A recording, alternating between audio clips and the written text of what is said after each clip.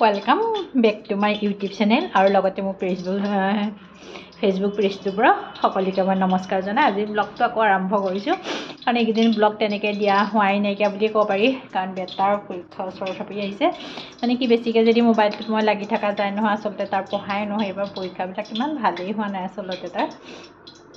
তাৰ মাজে মাজে দুই এটা দিম সকলোৱে পাহৰি নাযাব খালি কাৰণ খুব ব্লগটো একদম মানে খুব কমকৈ ভিডিঅ' দিব লাগিব কাৰণ মই বেটাক পঢ়াৰ লগত লাগিব সেইকাৰণে ভাবিছোঁ ভাতকেইটা প্ৰথম বনাই লওঁ ভাতটো পিছত বনাম প্ৰথমতে চিকেন আনিছিলে এফালে চিকেনখিনি ধুনীয়াকৈ ধুই কৰি ল'লোঁ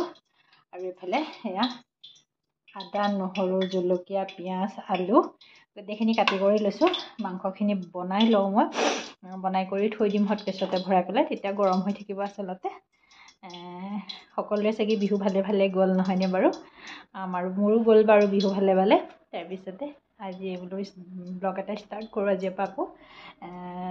খুব বেছি 4-5 দিনৰ মূৰে চাগে এনেকৈ ব্লগ এটা দিবও পাওঁ হয়তো চাগে নোৱাৰিবগৈও পাৰোঁ চাগে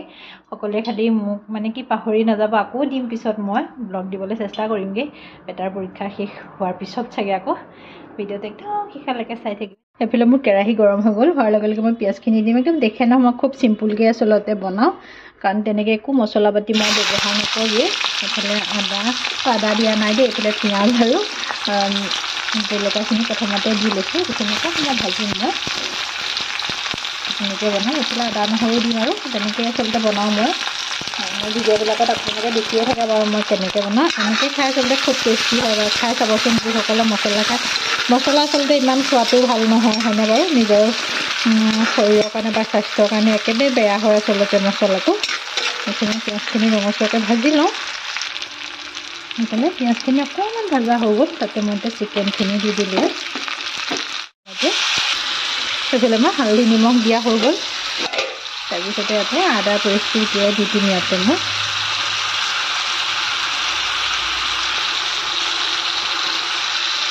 ধুনীয়াকৈ ঢাকন লগাই থৈ দিম অলপ সময় ভাজিম মই সেইখিনি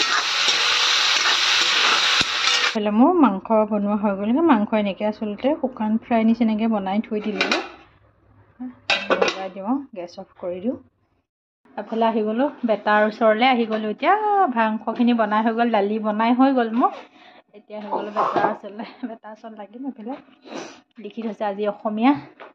এফালৰ পৰা লিখি গৈছে মই চাই যাওঁ কি হৈছে কি নাই মই ভুল শুদ্ধখিনি তাৰ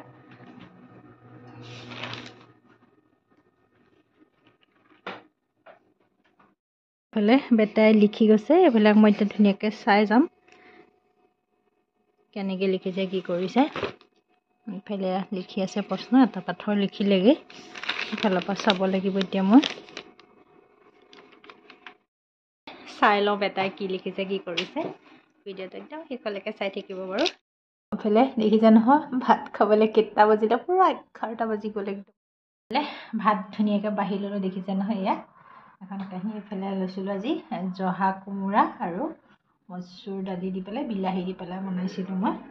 একদম ধুনীয়াকৈ বাঢ়ি ল'লোঁ খাই লওঁ দেখিছে নহয় 11টা বাজি গ'লগৈ ভাত খাবলৈ লওঁতে এইফালে চিকেনৰ লগত খাই লওঁ তেনেহ'লে এইফালে বাচন চাচন ধোৱা কৰা একদম হৈ গ'ল ধুনীয়াকৈ এইখিনি ক্লিয়াৰ কৰি একদম চৰ্দি লাগিছে চৰ্দি লাগি আছে বাচন চাচনখিনি ধুনীয়াকৈ চাফ চিকুণ কৰি উঠাই থ'লে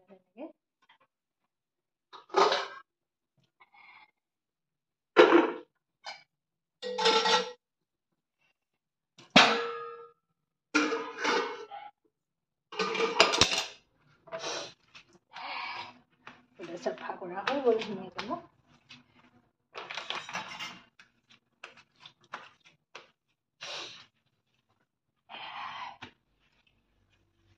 গেছটো আচলতে ভাত বনাই থাকোঁতে ধুনীয়াকৈ মোৰ চাফা কৰা হৈ যায় তথাপিও আকৌ মানে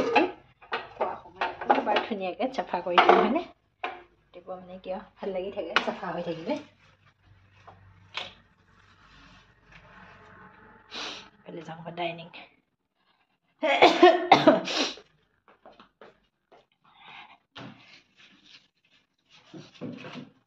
ডাইনিংখন ধুনীয়াকৈ মুচি কৰি আজৰি হ'লে মই আজৰি হৈ যাবগৈ আৰু এইফালে মাংস থাকি গ'ল, কাইলৈ বেটাৰ কাৰণে হৈ যাব, ফ্ৰিজত সোমাই থৈ দিওঁ।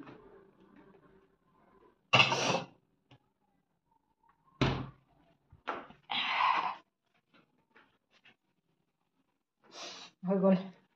চাফ চিকুণ কৰি এতিয়া শুই থাকিমগৈ আৰু আকৌ ৰাতিপুৱা বাকী মানুহৰ এয়া হয়নে, মহিলাসকলক খালি ঘৰৰ কাম কাম কাম কাম বনোৱা সিজোৱা ধোৱা মেলা সেইখিনিয়ে গোটেইখিনি কাম হয় আৰু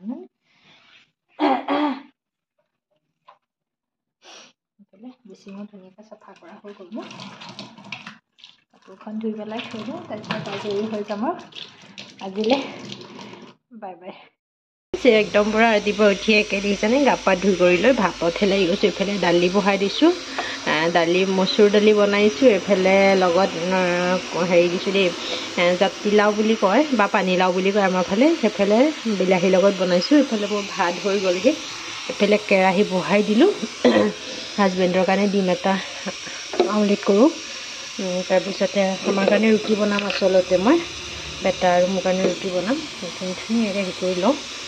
বনাই লওঁ। তাৰপিছতে এইফালে ভাজিবলৈ লৈছোঁ মই,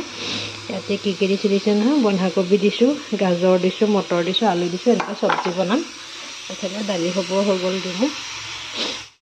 বাকীখিনি ভাত পানী বনাই কৰি গোটেই আজৰি হৈ গ'লোগৈ। এইফালে মোৰ চব্জি হৈ গ'লগৈ, এয়া এইফালে বেটালৈ মাংস অকণমান আছে, এইখন গৰমাইছোঁ। এইফালে তেৱা বহাই দিলোঁ, ৰুটি বনাওঁ, ধুমা ধুমকৈ খাই লওঁ কৰি লওঁ, তেনা বেলি পেলাই বহাই দিলোঁ ধুনীয়াকৈ। এফালে লৈছোঁ ডিম এটা আমলেট কৰোঁ, মানে বেটাৰ কাৰণে মাংসই দি দিম বাৰু, এনেকৈ খাই আচলতে ভাল লাগে হয়নে, তেল অকণ দি দিওঁ, তেতিয়া খাবলৈ একদম ৰুটিটো ধুনীয়া লাগে। আচলতে ৰুটি আজিকালি খুব কমেই খোৱা হৈছে, কমকৈ খোৱা হৈ যায়। মই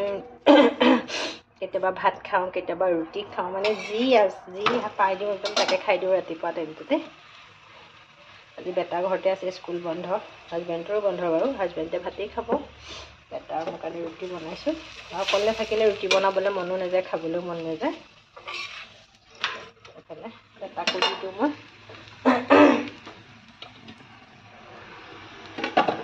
বেটালৈ ঠিক কৰি লৈছোঁ।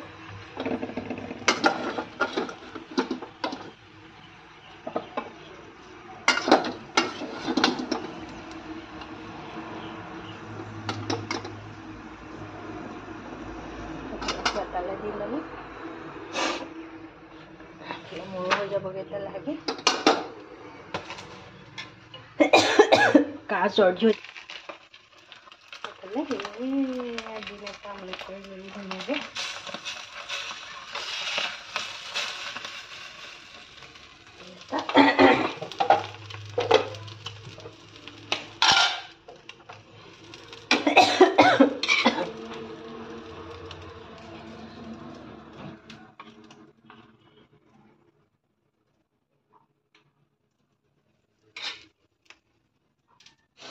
চব্জি অকণ লৈ ল'লোঁ,